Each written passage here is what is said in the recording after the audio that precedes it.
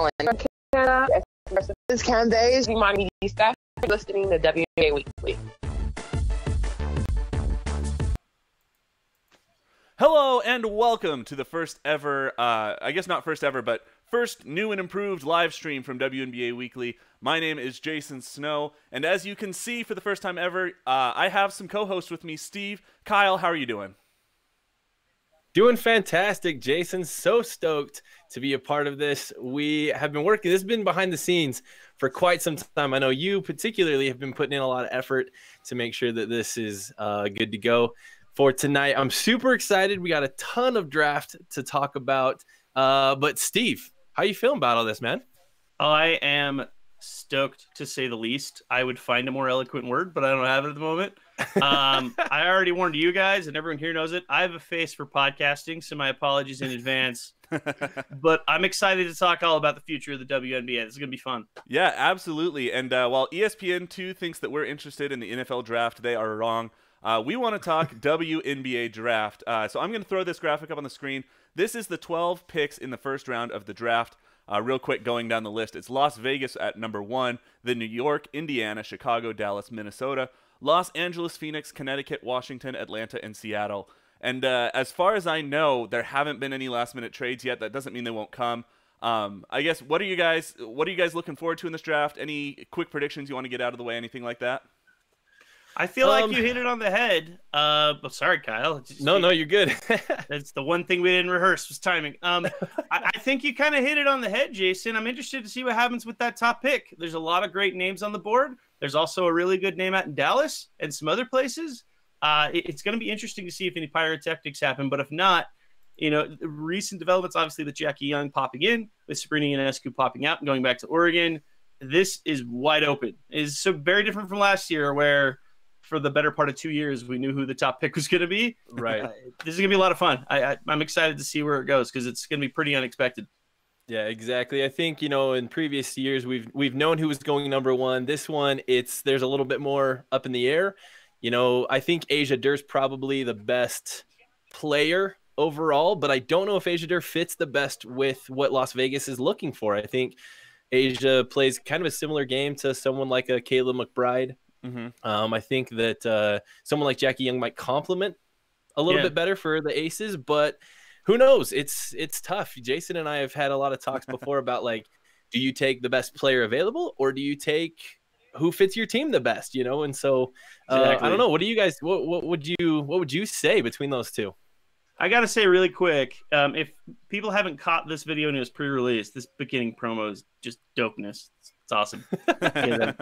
You guys haven't watched yet.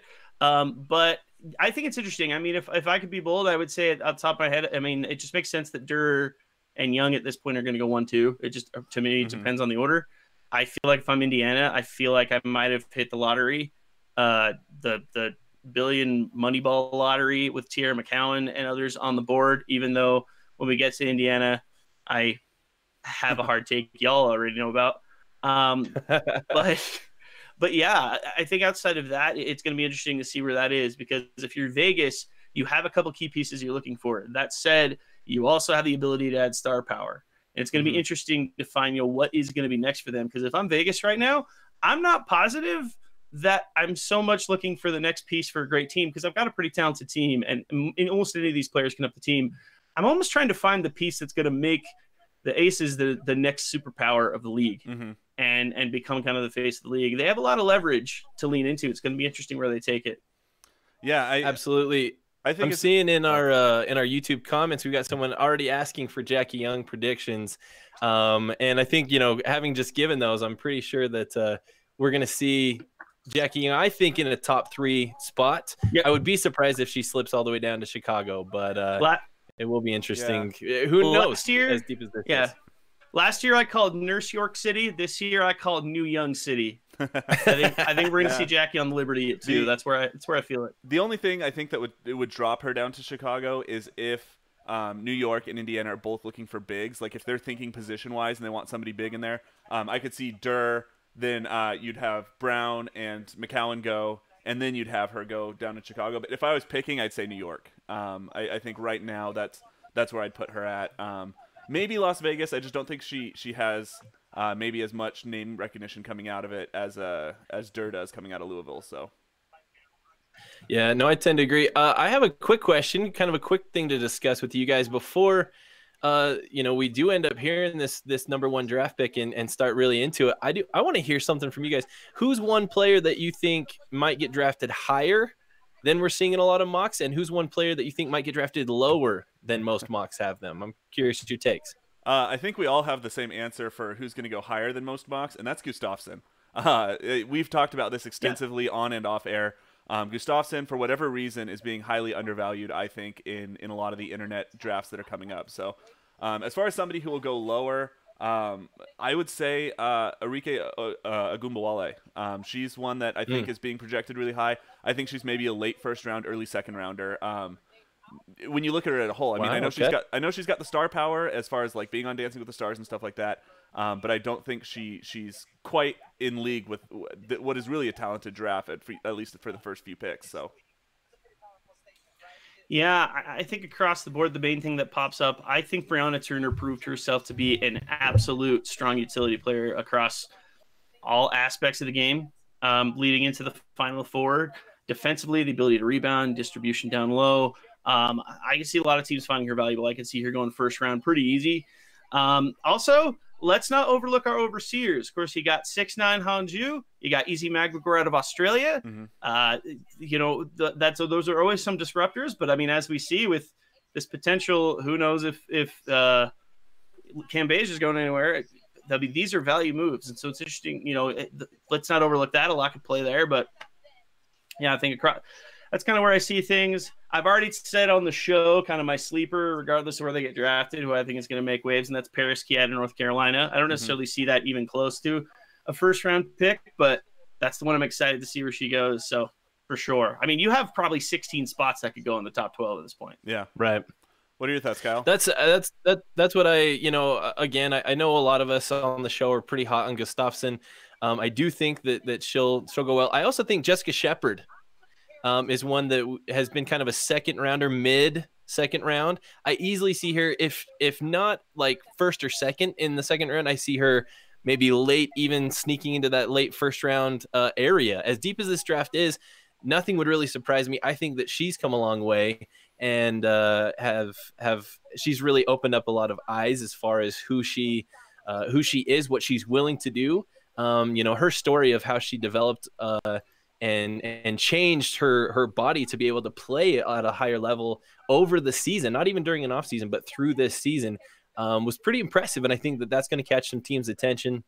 I could easily see her getting a little bit better seed than we may be initially expecting.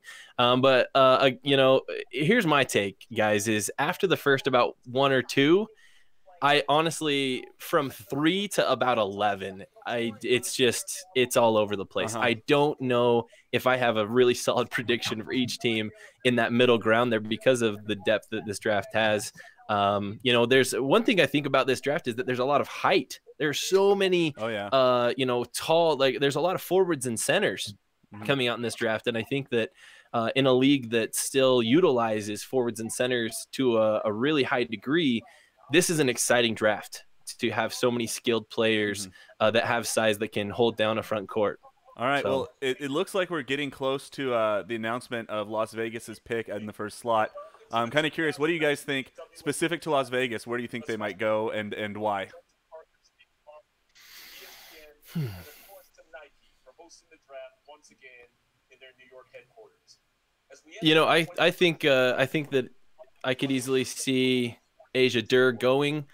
That's where I would bet, but I'd put it about 60% Asia Durr, 35% Jackie Young, and maybe like 5% at like a Tierra McCowan player.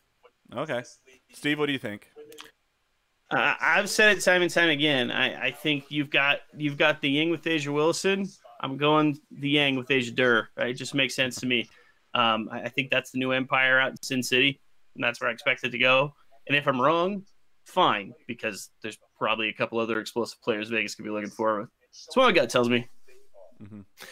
Can we just say how nice the new WNBA logo and font look in its first, kind of big broadcast today? Yeah. I'm excited about this. Yeah, brands itself well. It's sleek, simple, symbolic. Yeah, and it adds well, like just changing it from WNBA to WNBA Draft 19. Like I feel like that looks really crisp. Right now, the commissioners kind of got the logos behind him. I think it looked nice and sharp, and more merch. That's all I can say from that is more merch. Just that logo on a T-shirt would definitely get purchased in my house for sure. There's Megan Gustafson. I think a fan favorite here on the show. All right, looks like we have top pick on the way. All right, hey. We're all watching this. I'm guessing our streaming services have it a few seconds before behind. So if you're the first one to see it, let us know. Here's the first pick. From the university. Hey now. Jackie Young. Wow. Corrected. All right. Amazing. Throwing that Stand graphic up on the corrected. screen. 6'0" guard coming out of Notre Dame. Last season, she scored 15 points per game, 7.4 rebounds, and 2.9 assists. She was All-America third team. She was a Naismith Player of the Year midseason honoree and an All-ACC second team. Quick takes. What was Vegas thinking making this selection, and what are your thoughts moving forward? I really think that it came down to the team needs. I do feel like Asia Durr, while maybe a better overall player, they already have a player in on the squad that with Kayla McBride that is kind of going to fill the role that an Asia Durr type player would play. And I feel like Jackie Young is kind of more of a slasher. She's someone who can get to the hoop and make a lot of cuts. And when you have distributors on the outside and you've got, an aware Asia Wilson on the interior with the ability and her passing ability, I think Jackie Young's going to be a perfect complement for Las Vegas. I think that she's a perfect fit for this organization. I mean, I stand corrected, but I just got to say, I mean, how much more proof do you need than how many high school players have a street named after them at their alma mater? So true. So, Princeton Community High School, let's go ahead and change the Vegas Strip to Jackie Young Way. This is someone who knows how to rise to the occasion on many needs, was on a very stacked roster at Notre Dame.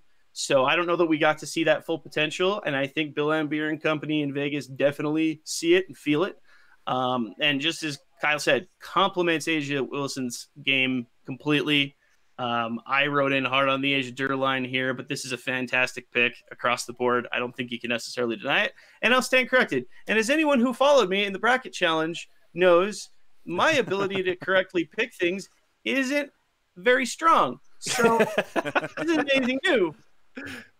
Yeah, I love it. No, this is a great move and pretty, really exciting. Great move. Like we said, we all kind of had her right at the top, maybe two to four picks. So it's interesting to see what Vegas is doing. But with that, the ball's going to bounce over to the New York Liberty, throwing back up that graphic showing all of the rounds. Jackie Young there taking it Vegas. New York, what are they looking for? And with Asia Durr still on the board, do they go with the best talent or do they maybe fill a position? What do you guys think?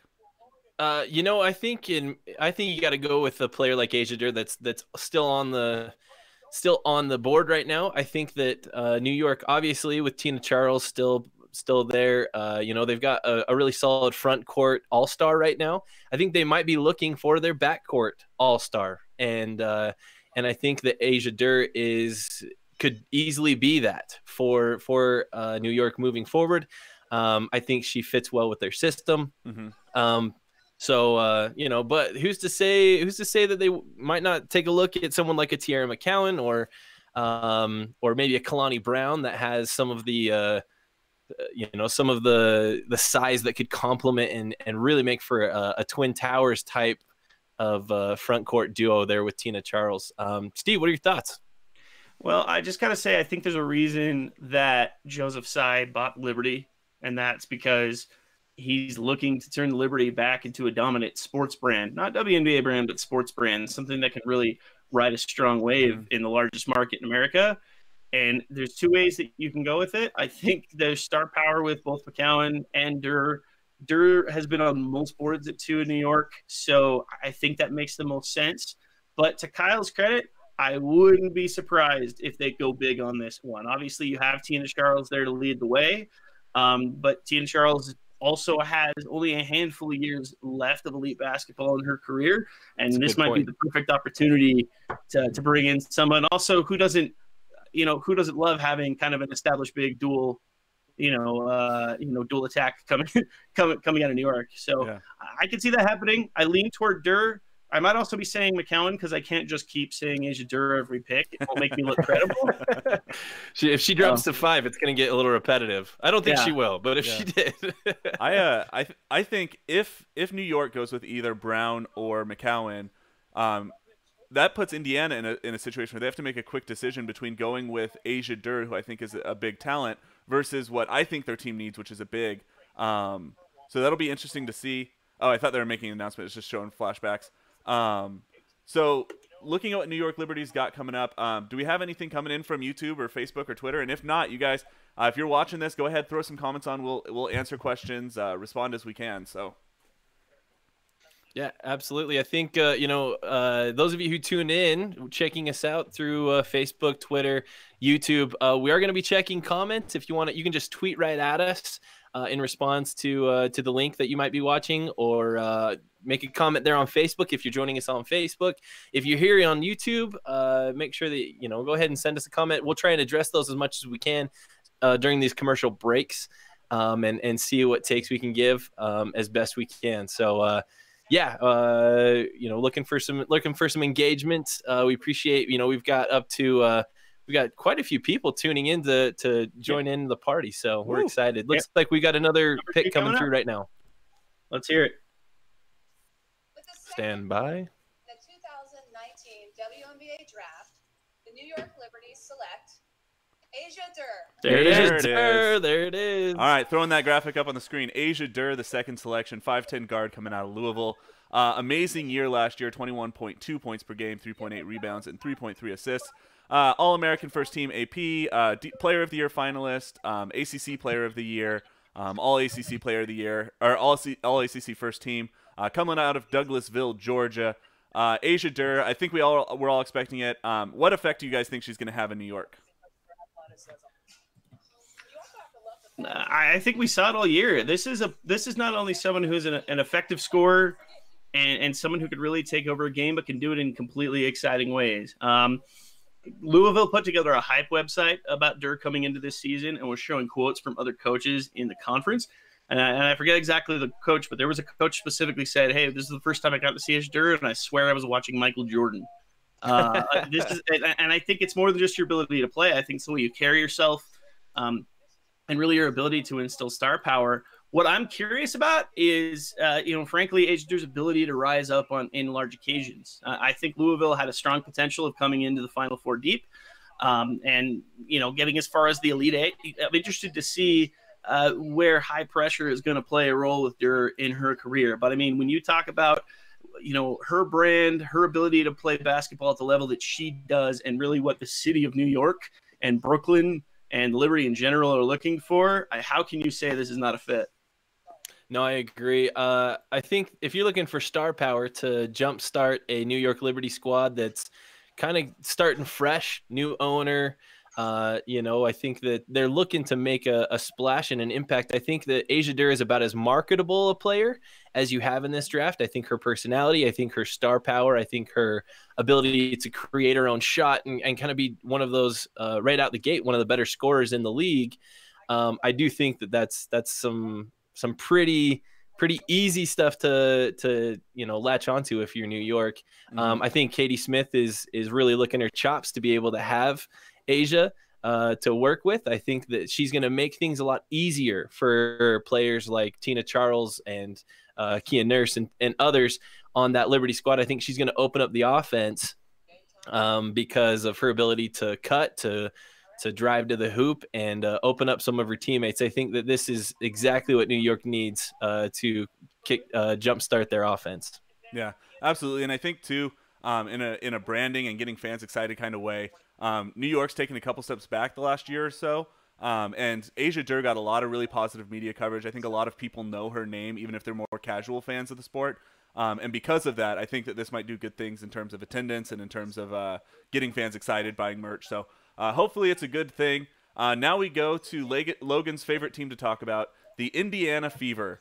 Indiana Fever are going to have the next selection. Obviously a team with a lot of needs. Curious, I've got that graphic up there so fans can see Jackie Young, Asia Durr, now Indiana with the 3rd pick.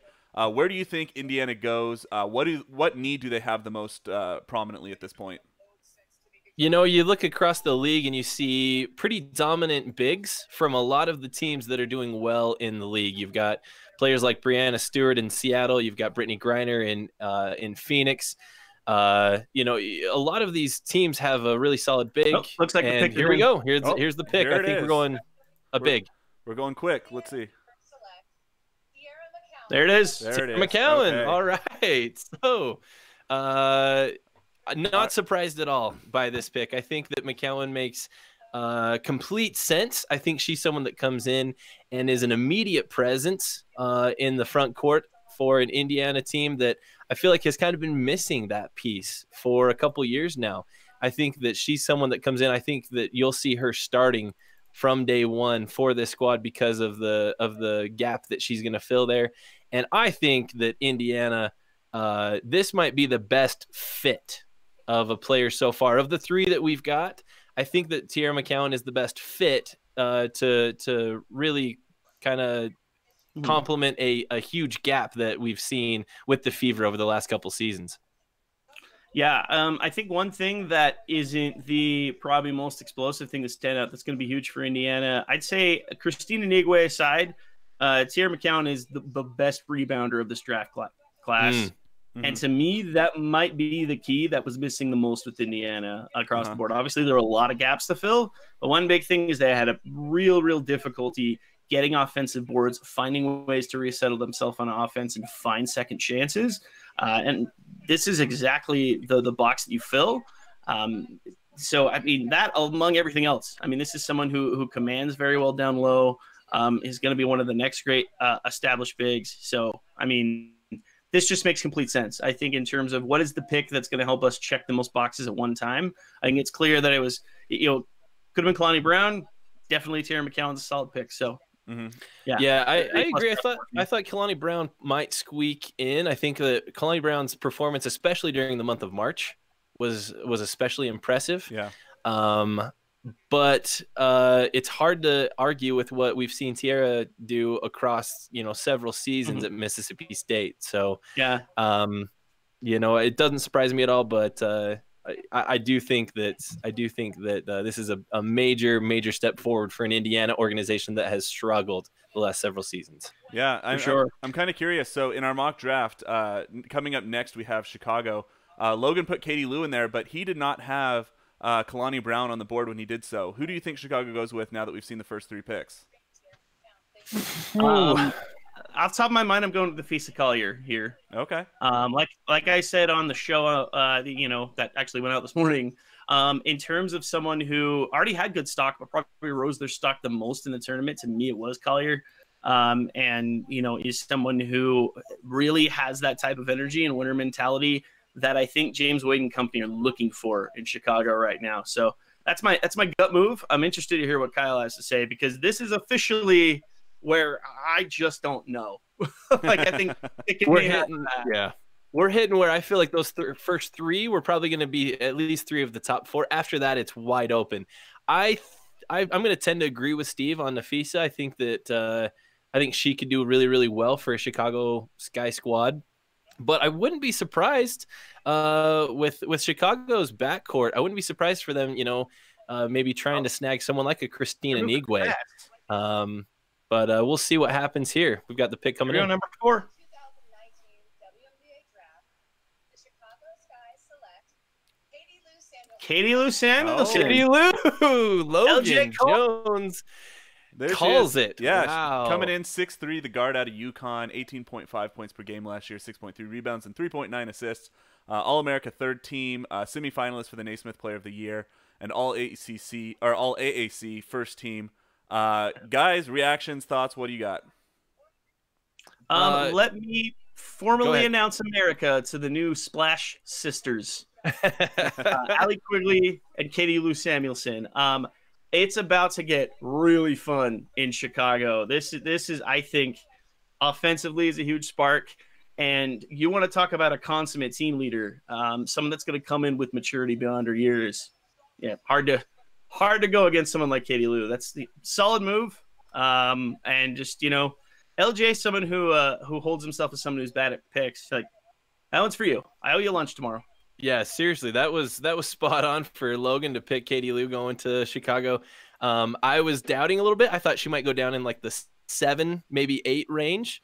But I think it makes sense. I think that Chicago's got a lot of pieces that they just need to put together.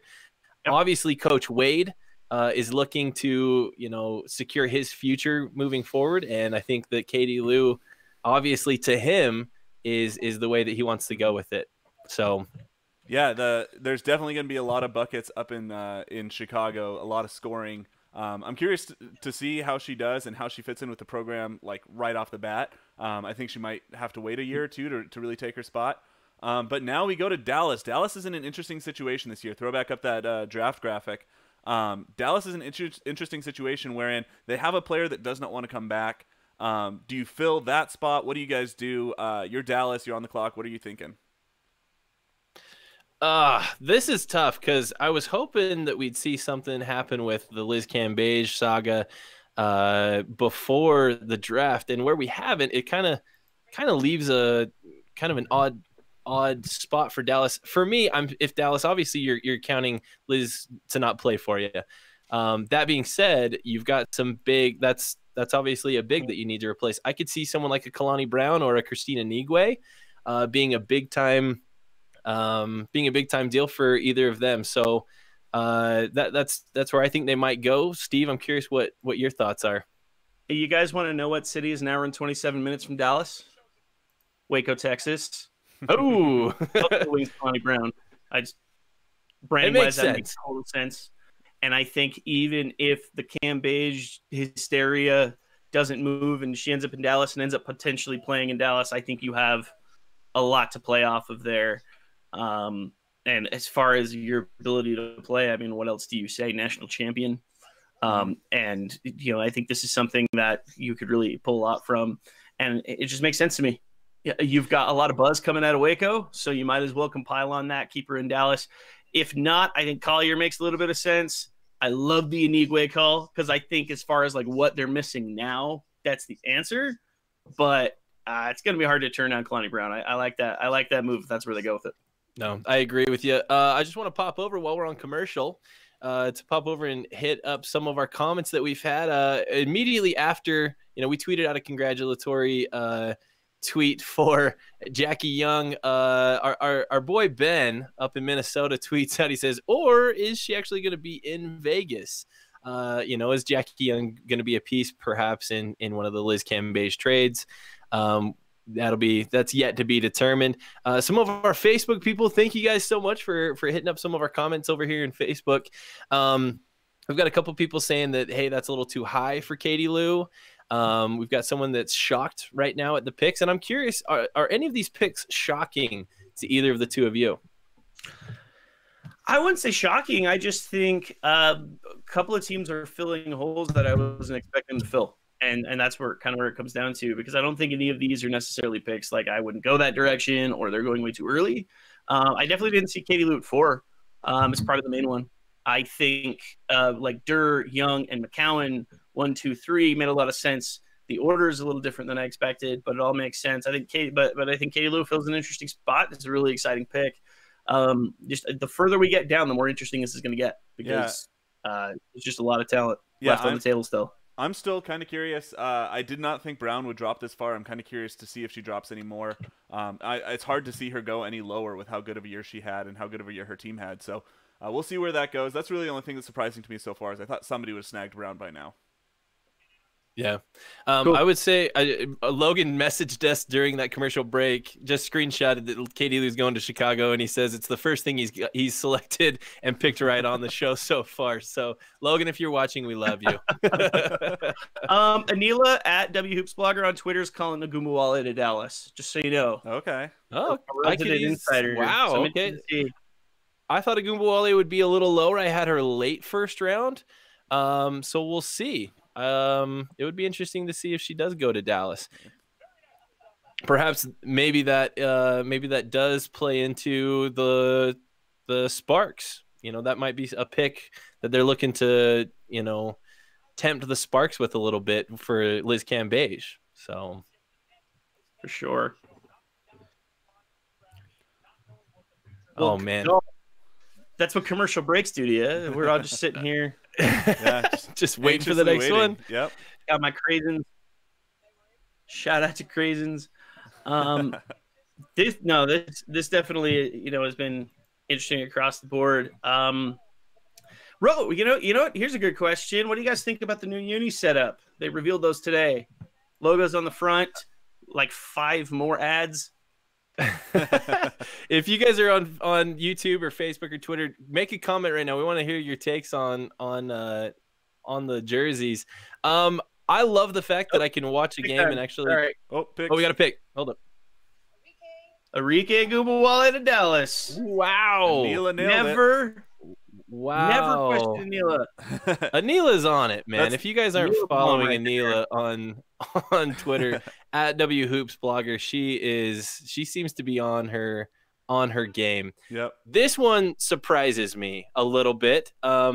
Nothing against Agumbawale. Big fan. I think that she played obviously, one of the biggest faces in women's basketball over the last year and a half or so.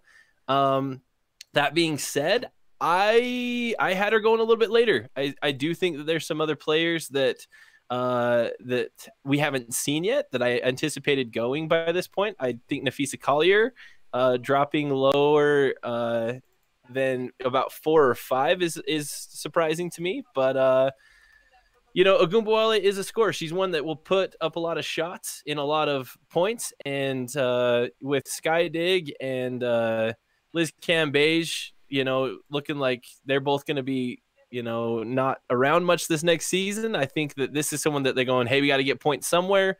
Let's get it to Agumbawale and let her just take over games. And I can see that working for him. Mm-hmm. I'm most interested with how this pick is going to affect the team next season. Right. With Sky back and in full health. If you hold on to Cambage by some means, you're looking at 3-star players that all demand the ball.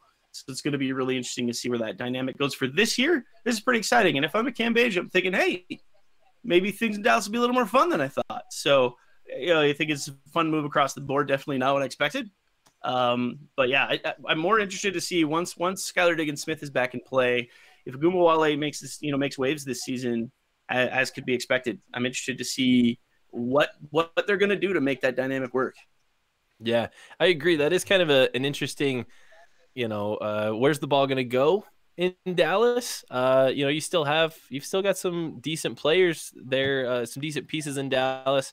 I don't love this pick, I'll be honest, and it's nothing necessarily against Arike. I do think there were some other players I would have picked earlier if I was Dallas. So This probably honestly, at least favorite of the pick so far. This honestly to me feels like, I think it's a pick that's going to be exciting. People are going to talk about it, and it's a possible chance to appease your star player. Yeah.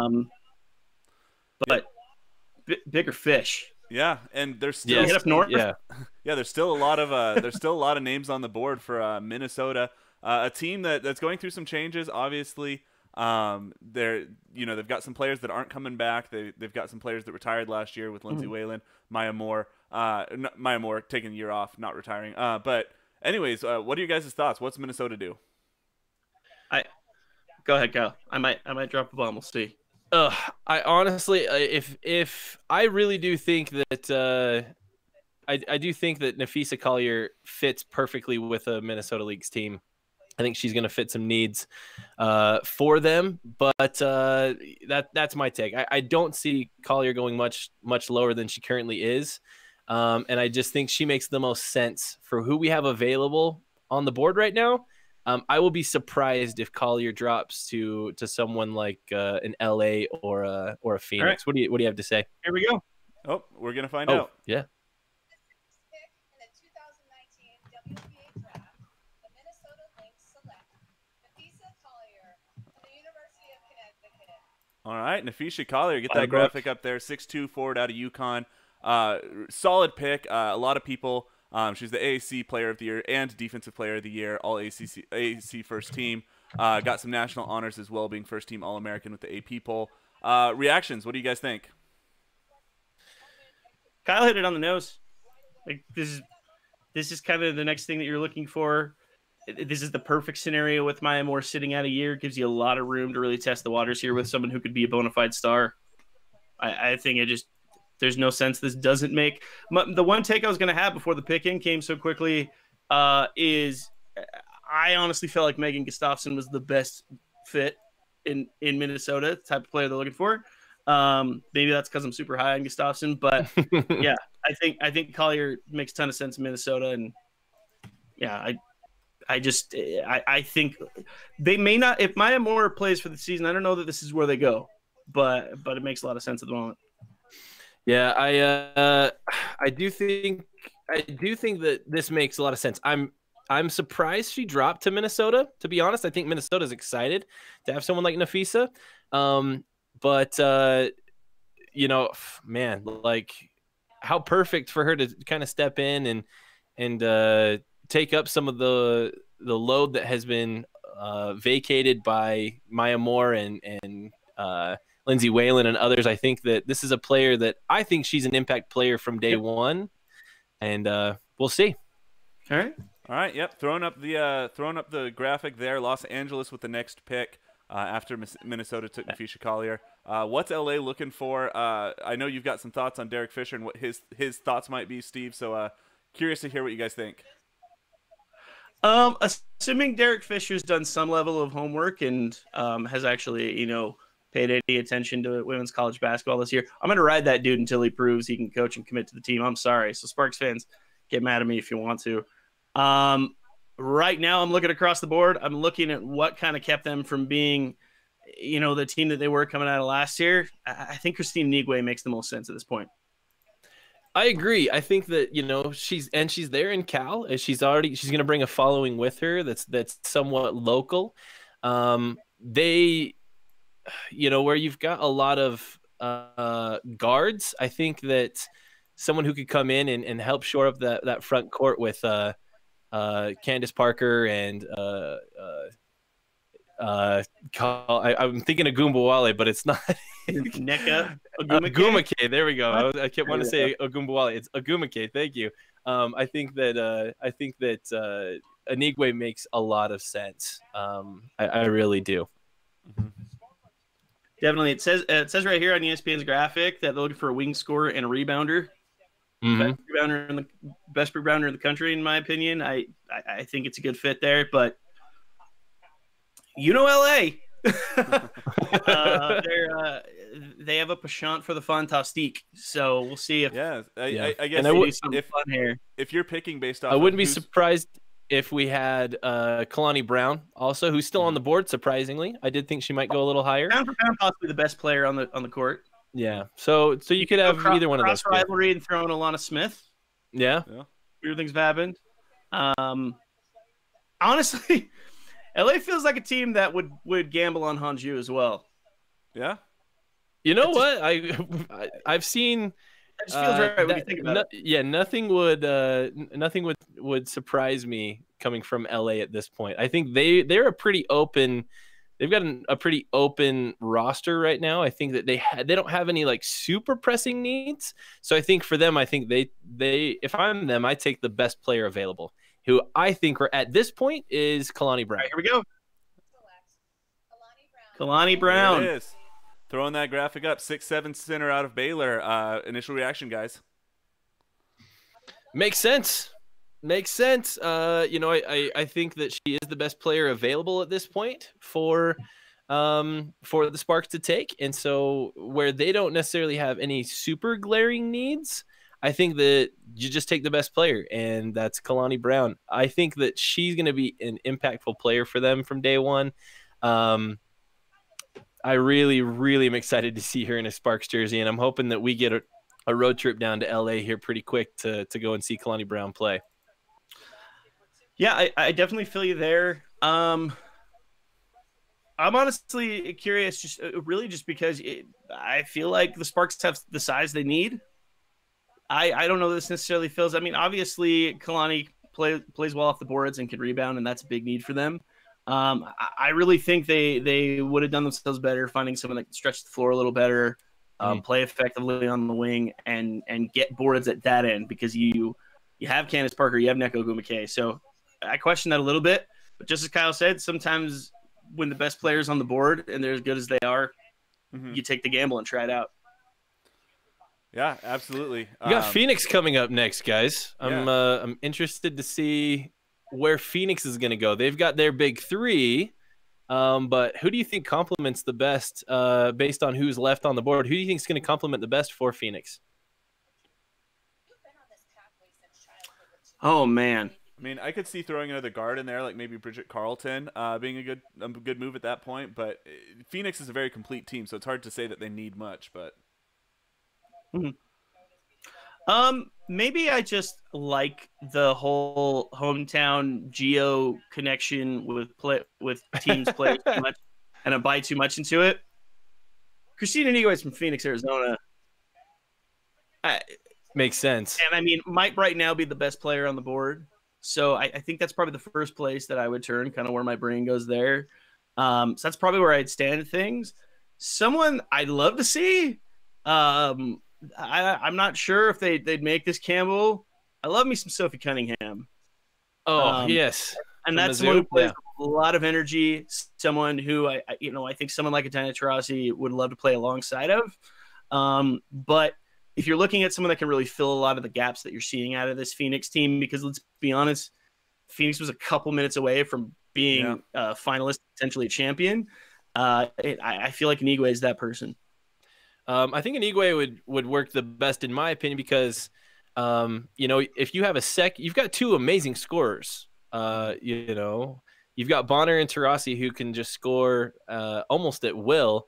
And I think to shore up more rebounds and get more possessions for Phoenix, that just makes a lot of sense to me. Inigwe totally makes sense. I don't know if they go Gustafsson simply because Gustafsson, again, is while and in her own right a great rebounder. She's also a big time scorer. I don't know if there's enough touches available. Unless you're looking to move forward from, a Taurasi, maybe you're potentially retiring in the next year or two, which I guess would make some sense there. But those would be my two probable picks would be either Gustafsson or Inigwe. Jason. Yeah, I mean, if I'm picking, Inigwe is a very tempting name. Gustafsson is just too good to go much lower. I guess the mock boards were right. She was going to go late first round, but she's too good, and I think she's too likable to leave on the board anymore. There is something about having a team that's likable, getting people to buy jerseys and stuff. So, if I was in Phoenix, I'd be going Gustafsson. But I'm also extremely biased being out here in the Midwest. We're neighbors with Iowa. We're friendly rivals, and yeah, I would very much like to see Gustafsson go. So, yeah. I mean, I think that makes a lot of sense. It's going to be interesting to see where she falls for sure, because she's kind of an interesting wild card. Here we go. Alana Smith. Ooh. Interesting pick. Yeah, that is an interesting pick. The 6'4" forward out of To answer your previous question, Jason, I'm officially surprised. Yeah, I definitely a good player. I don't know that any of us had her necessarily in this slot. I guess, what do you guys think that Phoenix is thinking with this? What are they trying to do with this in the future? Man, I know that Sancho Little was kind of hurt last year, and that kind of was a little bit of a blow. I still think obviously in my opinion they were the second best team in the league last season.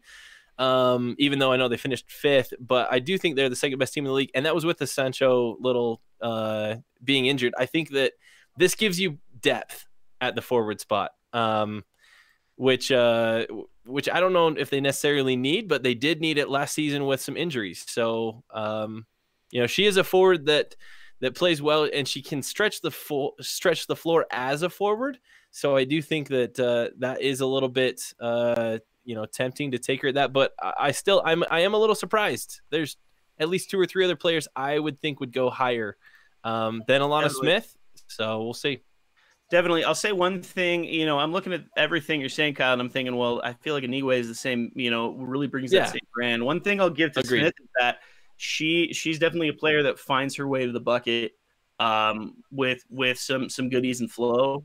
And you're looking at a team that when Brittany Griner's off the bench, you're on the bench, something they're really looking heavily for. So I think it makes sense in that case. Obviously, you look at Alana Smith's ability to lead a team very closely to a Final Four, in the way that they've performed in the tournament. So, there's a lot of pyrotechnics there. So that makes a ton of sense. So fun pick, really quick. Logan's 2 for 2. Yeah, he really is. It's surprising. And I got to give a shout out to Oliver in our YouTube chat right now. He called it with the Aussie coming and working with Brondello. So, he called that. And so shout out to Oliver in the YouTube chat for picking that one. Oh, yeah, good call. Good call. Sorry, I don't know where I mixed that. So should we talk about Connecticut? Yes. Connecticut needs. I think they're looking at wings right now. If I'm Connecticut, I think they've got their guard play and their forwards are pretty solid. But I would, someone to be able to stretch the floor out at a wing could be big. I think someone like a Sophie Cunningham, potentially like a Bridget Carlton even, I think makes some sense here. I don't know if they necessarily have to go big. If they do go big, I think that you need to pick someone who can score and be a go-to scorer. Perhaps someone like a Megan Gustafson. That is some potential there. I'm curious to your guys' thoughts. Christina Anigwe is the best player on the board right now. Mm. See where it goes. I'm curious to see what they want to do. They are the most balanced team. Oh, we got it. What was it?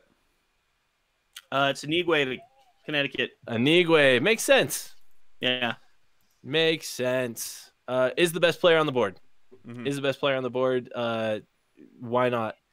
I think that the actual broadcasters mentioned if you take Anigwe and Agumake in the middle, boards are going to be hard to come by for the other team. So it'll be interesting to see. I think that, controlling the ball, a lot of possessions, a lot of rebounds, that's Kurt Miller basketball. So it makes a lot of sense.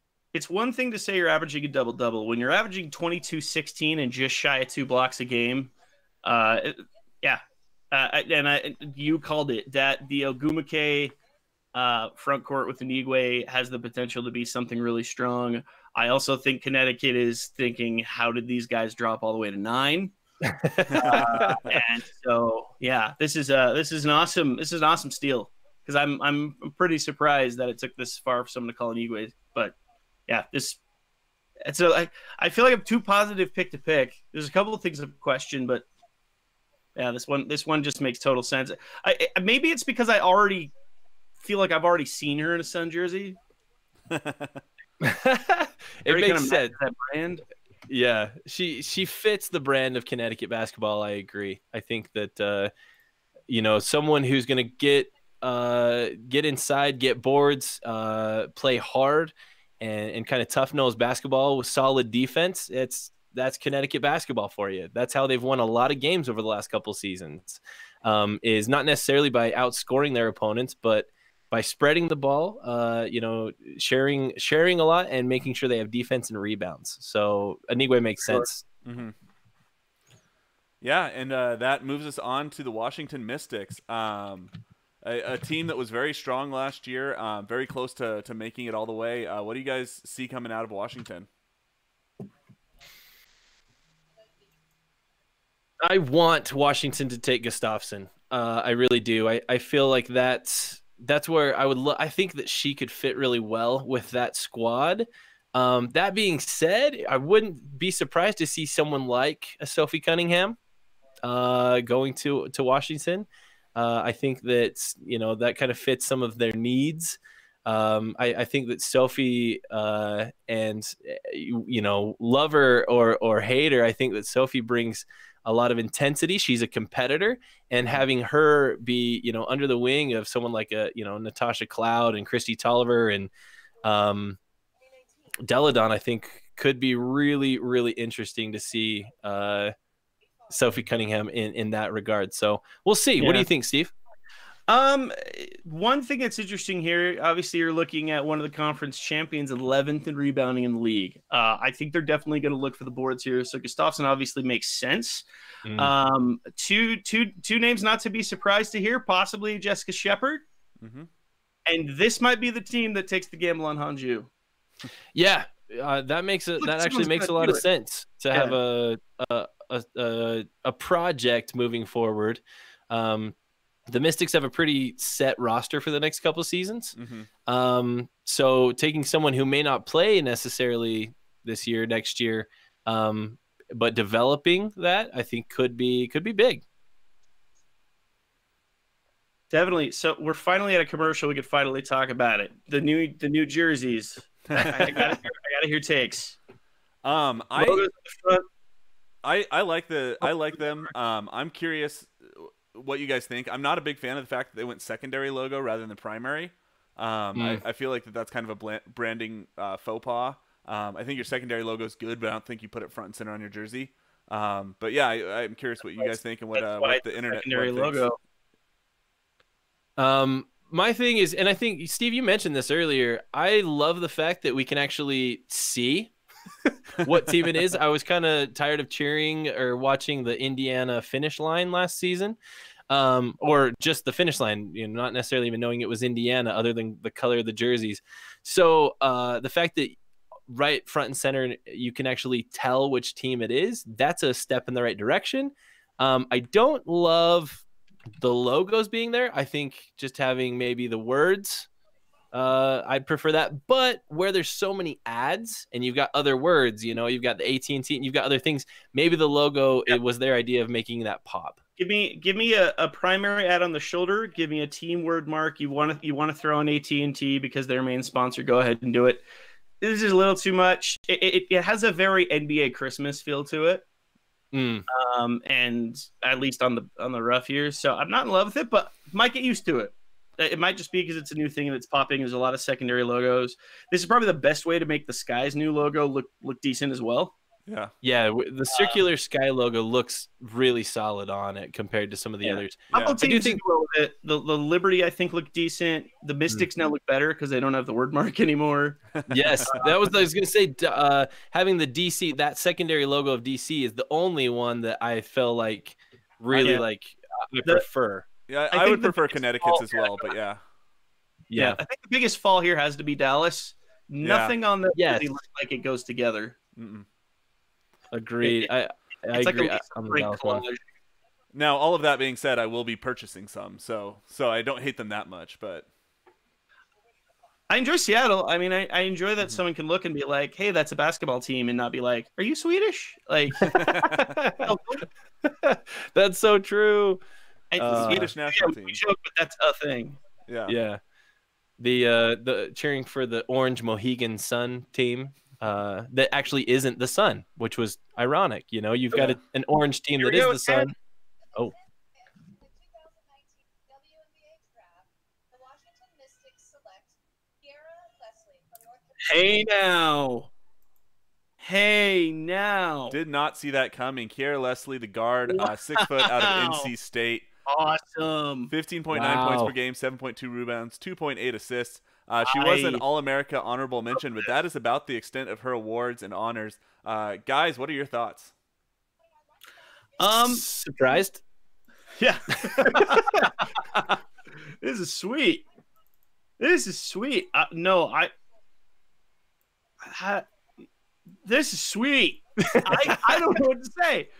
I know Steve was big on NC State and what they were able to do this season. I love NC State. I love their game.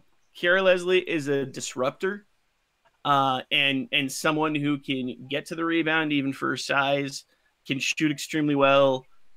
Someone not afraid to get dirty, and find a way to the floor. And And I think that's grit that Coach, Tebow's looking for, and it makes sense. But man, I was not expecting this at all.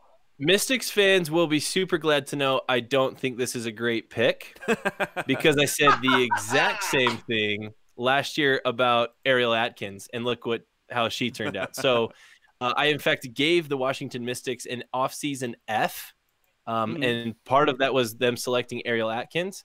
So, Mystics fans, I don't like your pick. Congratulations. You're probably making the finals again this season. Here comes Atlanta. Yes. All right, Brianna Turner coming. Of Pearland, Texas. Yep, the 6'3" forward played for Notre Dame, 14.4 points per game, 7.7 rebounds, and 2.8 blocks per game. Wow. Not bad. Midseason honoree for the Naismith Player of the Year award, all ACC second team. Steve, you're obviously a big fan of Pearland, Texas. What are your thoughts on this pick? I do love me some Pearland, Texas. I love Alvin. I love Sugarland. I love the whole place. But no, I love this move. You want to talk about someone that showed to be a defensive threat, someone who can change the game with her ability to affect offenses across the board. This makes total sense as a Nikki Collin pick. You have a lot of dynamic scores and exciting players who can really, I think this allows them to experiment more, work the floor better, and be a lot more effective. I feel like any team would have been happy to pick up Brianna Turner, and this is awesome. I love this move. I had Turner as a second rounder. There's still players on the board I think that are better, especially at these places. I'm not the GMs. I'm not the coaches, but I would be picking differently. Really quick, just so we get to it, this is our last selection. And this is an interesting one. A lot of big players left on the board. Your champion Storm. Where are we going? Logan picked Bridget Carlton.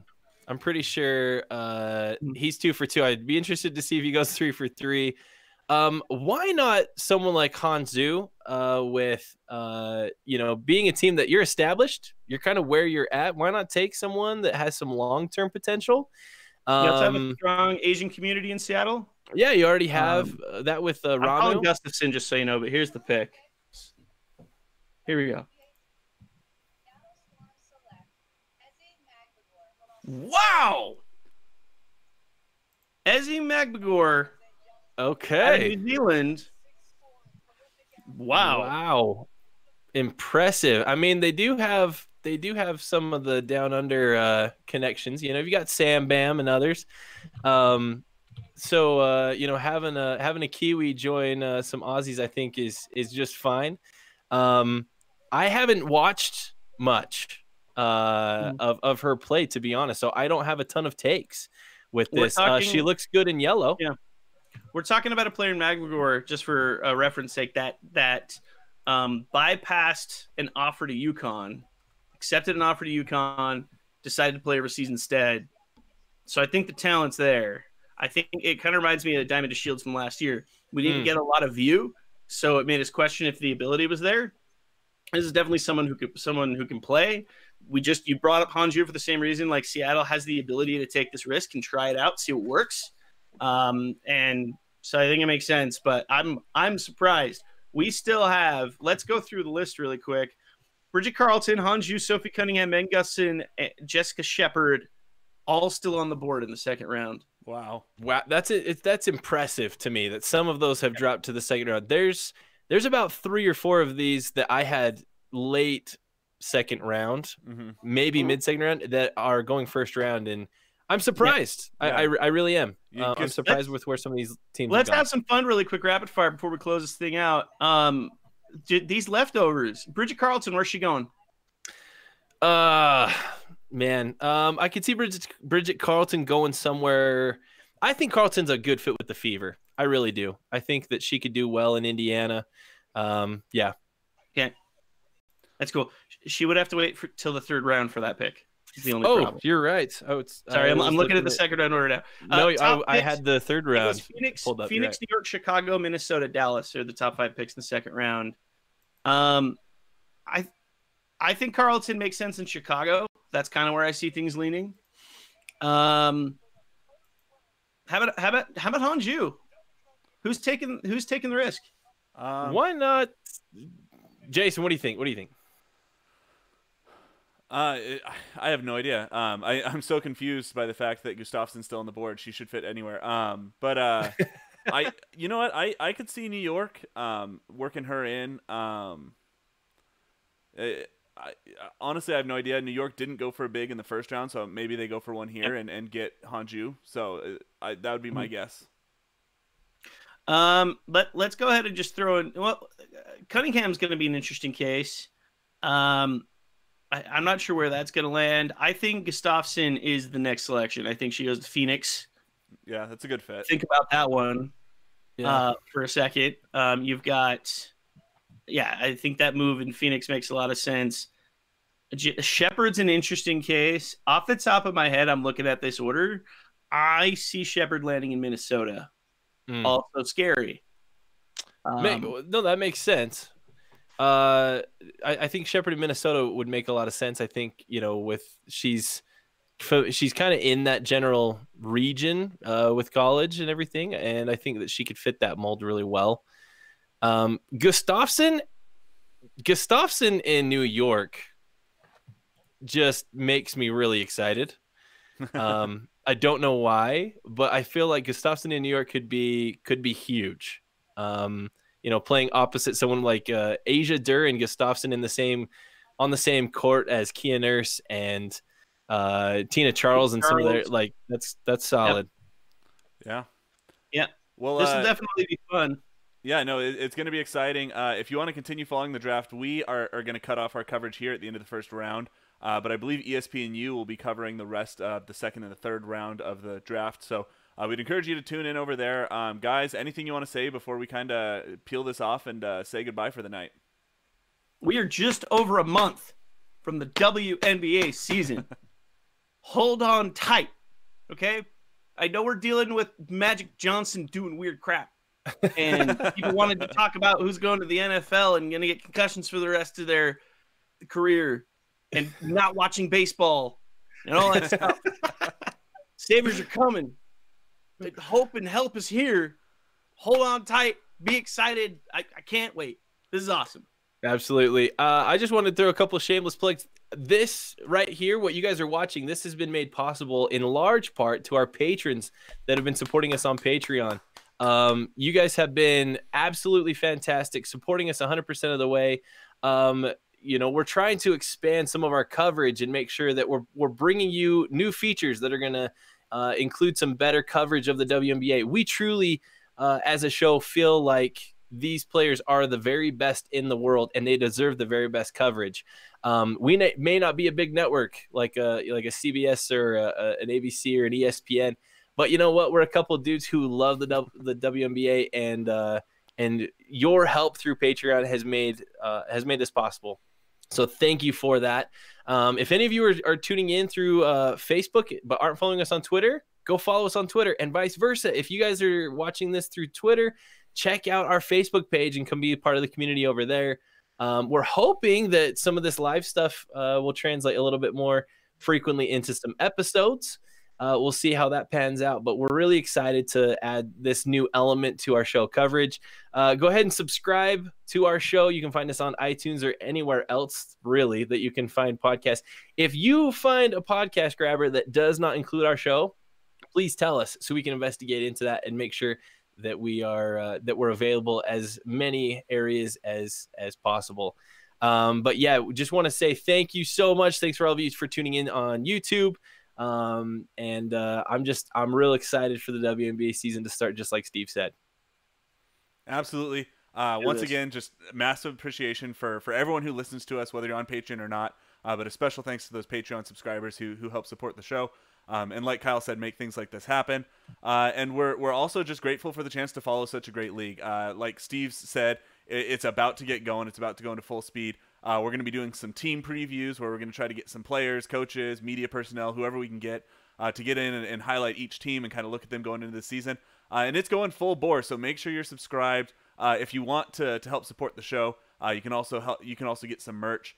We have our store, WNBAweekly.storenvy.com. Now that I'm thinking about it, I should have made a graphic for all of our like social media stuff. But just search WNBA Weekly and you'll find it. It's not too hard to find any of our social media handles. So, but yeah, I think that's about it. Thanks for joining us for sort of this inaugural test of our live video system. So, absolutely. Okay. Signing off, guys. Appreciate you joining us. Adios. Got you next time.